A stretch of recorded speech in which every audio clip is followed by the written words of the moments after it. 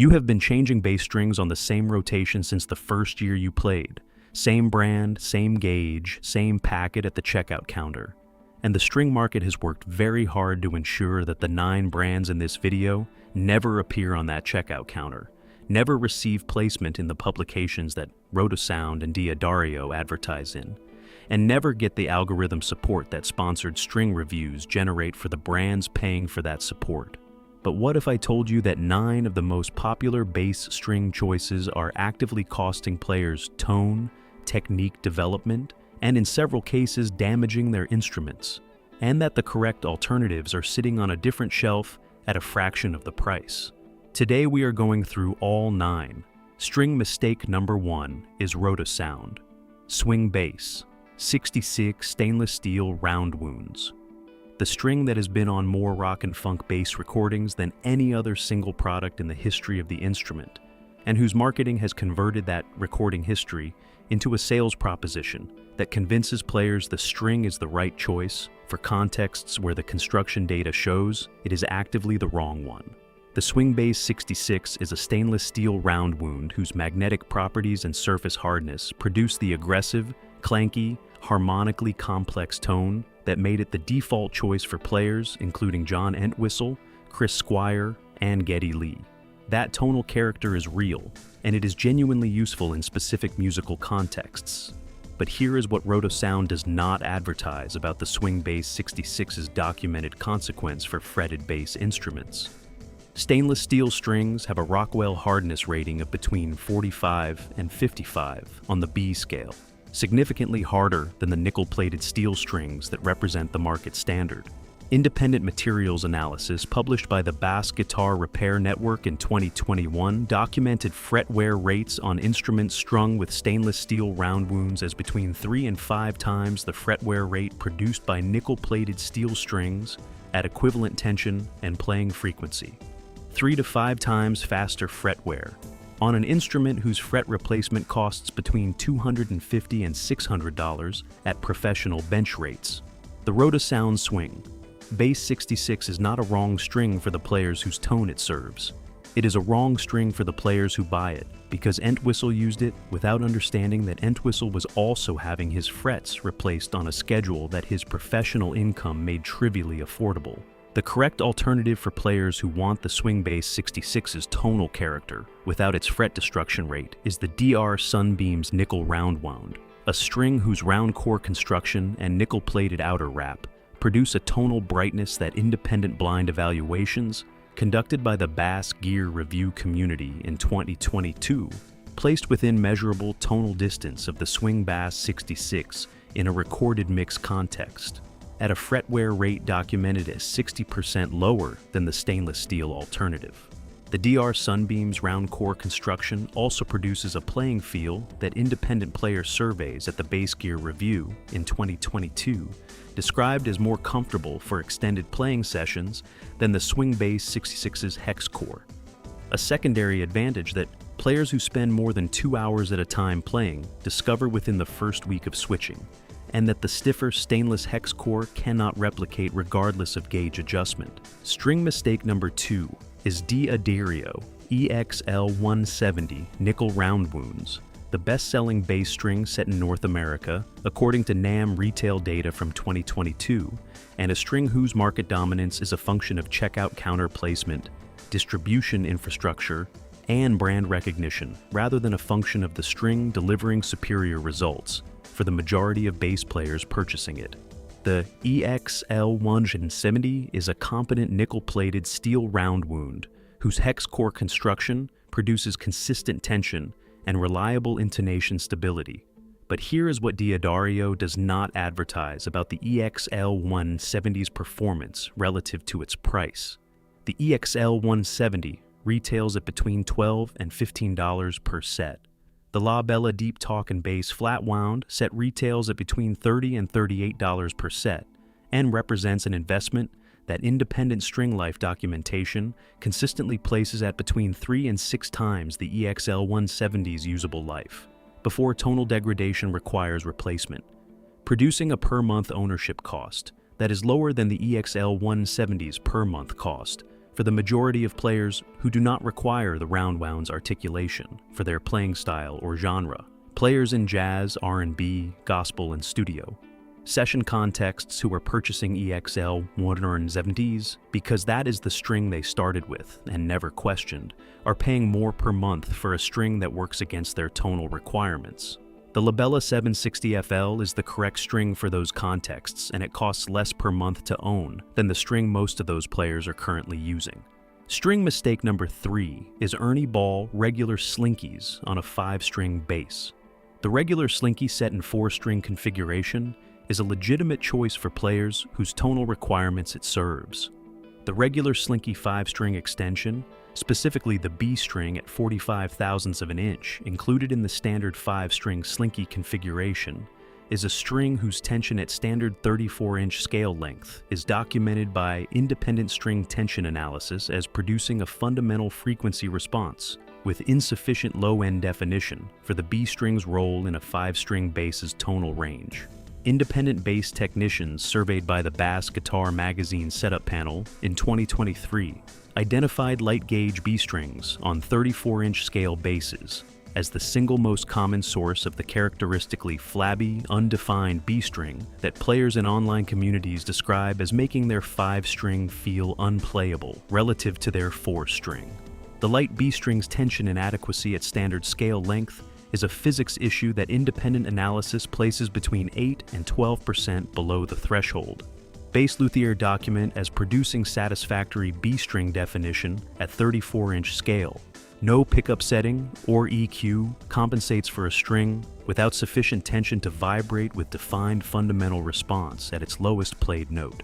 The correct alternative is the DR Lowrider, stainless or nickel, set in the heavy gauge configuration.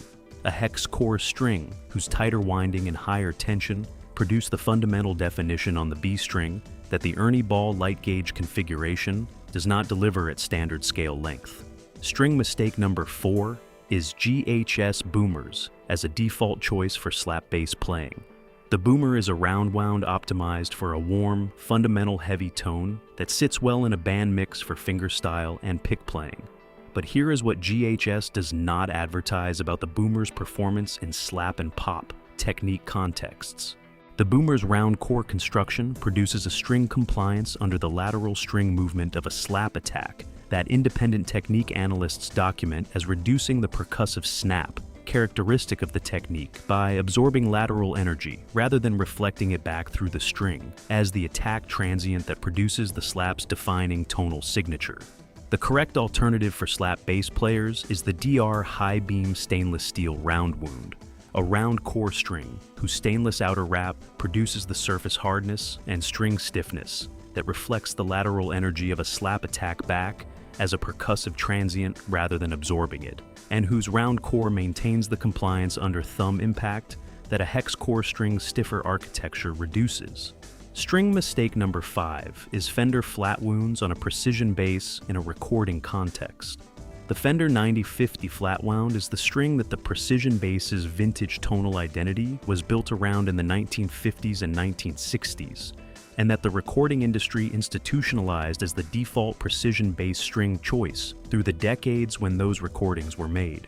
But here is what the precision bass flatwound market does not advertise about the construction difference between the Fender 9050 and the strings that professional recording engineers request on precision bass instruments in current studio contexts. The Fender 9050 uses a stainless steel ribbon wrap over a hex core, a construction that produces the smooth surface texture and reduced high-frequency output that define the flatwound tonal character. But that independent recording engineers in the Bass Gear Review's 2022 Studio Evaluation Panel documented as producing a mid-frequency roll-off that reduces the precision bass's ability to cut through a dense modern production mix. The correct alternative in current recording contexts is the Thomastic Infeld Jazz Bass Flatwound, a nickel ribbon wrap over a flexible round core that produces the flatwound's smooth attack and defined fundamental while preserving the mid-frequency presence that modern mixing engineers require from a bass guitar track. String mistake number 6 is Dunlop Super Bright stainless steel strings marketed specifically to active bass players as the optimal match for active electronic systems. The marketing premise, that high-output stainless steel strings provide the signal content that active preamps are designed to process, is not incorrect in isolation. But here is what Dunlop does not advertise about the documented consequence of that combination for long-term instrument health. The high-frequency boost that an active preamp applies to the already elevated high-frequency content of stainless steel strings produces a combined output signal whose harmonic content, independent electronics analysis published by the Bass Players United Forum in 2023, documented as accelerating output, jack and potentiometer wear in active bass electronics at a rate between 2 and 3 times faster than the equivalent active system, driven by nickel strings at the same preamp boost setting. The correct string for active bass systems is the Sadowski Blue Label Nickel Roundwound.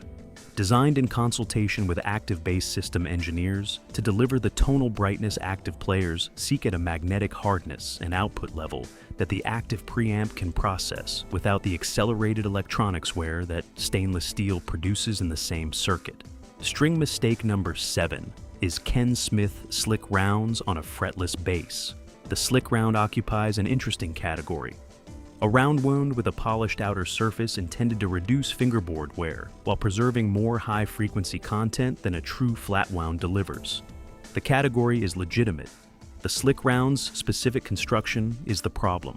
The polishing process Ken Smith applies to the outer wrap reduces surface texture without reducing the metallurgical hardness of the stainless steel wrap wire, producing a string that independent fretless bass luthiers, surveyed by the Bass Guitar Repair Network in 2022, documented as producing fingerboard wear rates on unlined fretless basses within 10% of an unpolished stainless round wound.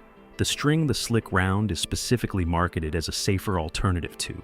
The correct string for fretless bass is the Thomas Dick Infeld Super Flexible Flatwound, a pure nickel outer wrap over a flexible round core that produces the singing, vocal sustain character fretless bass players require while generating fingerboard wear rates that independent luthier evaluation placed at the lowest of any production bass string in the 2022 assessment. String mistake number 8 is buying round-wound bass strings at standard retail price rather than in bulk from direct suppliers. Independent price comparison analysis published by the Bass Gear Review in 2023 found that every major bass string brand sells bulk packs of 10 or 12 sets at per set prices between 30 and 45% lower than the per set retail price of the same strings, sold individually through guitar retail channels. The bass player changing strings every 6 to 8 weeks who purchases individual sets at retail is paying between 30 and 45% more per set for the identical string. The only variable is the purchasing channel and the size of the order. String mistake number 9 is using the same string gauge across all playing contexts and instrument scale lengths, without adjusting for the documented tension and fundamental response differences that scale length produces. Independent string tension analysis documents tension variations of between 8 and 14% for the same gauge across the range from 30-inch short scale to 35-inch long scale bass instruments. Variations producing fundamentally different playing feel, fundamental response, and intonation behavior that a fixed gauge cannot accommodate correctly across different instruments. The correct approach is scale length specific gauge selection, using the published tension data that every major string manufacturer makes available on their websites, but that the checkout counter string rack display actively discourages players from consulting. So, here's the reality. The bass string market is built on the same brand loyalty mechanism as every other consumable gear category. A purchase made on instinct at the checkout counter, repeated on rotation without examination, and replaced only when the string breaks rather than when a better matched alternative for the player's specific instrument, playing style and genre, context becomes visible. The 9 mistakes on this list are not the result of bad products. Several of the strings described here are excellent products for specific players in specific contexts. They are mistakes because the players making them are using tools optimized for a different context than their own, and the string market has no financial incentive to provide the framework that would direct each player to the correct tool for their specific situation. The string is the first element in the signal chain between the player's hands and the amplifier, and its characteristics: gauge, core construction, wrap material, and surface hardness interact with every subsequent element in ways the downstream components cannot correct. Getting the string right means getting the foundation right. Everything the amplifier and electronics do after is processing a signal whose fundamental character was determined at the moment the string left the player's fingertip. The only thing standing between you and the correct bass string for your instrument, your technique, and your musical context is the willingness to treat string selection as a technical decision rather than a checkout counter habit.